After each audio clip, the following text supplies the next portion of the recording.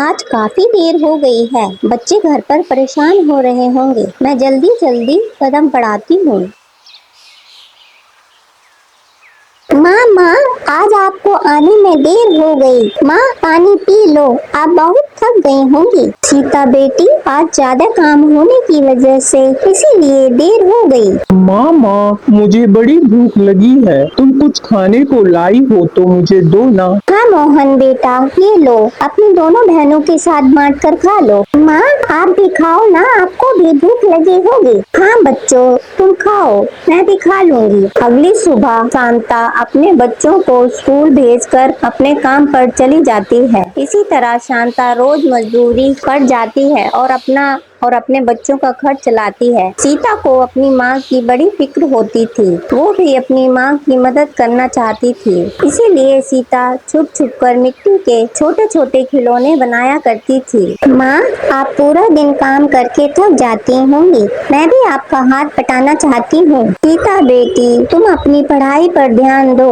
तुम्हारे पापा का सपना था कि तुम पढ़ लिख कर बड़ा आदमी बनो और घर का नाम रोशन करो। बेटी, तुम अपनी पढ़ाई लिखाई पे ध्यान दो। तुम चिंता मत करो, मैं सब कर लूंगी। माँ, मेरी फ्रॉक फट गई है, मुझे नई फ्रॉक ला दो ना। गीता, मैं तुम्हारा फ्रॉक सिल दूंगी। अभी तुम्हें पता है ना, घर का खर्चा चलाना कितना मुश्किल है। घर में एक माँ ही तो है जो मजदूरी करती है। सीता बाहर खिलौने और बर्तन बना रही थी, तभी एक चिड़िया वहाँ गिरी पड़ी होती है। सीता देखती है उस चिड़िया के पंख में चोट लगी थी।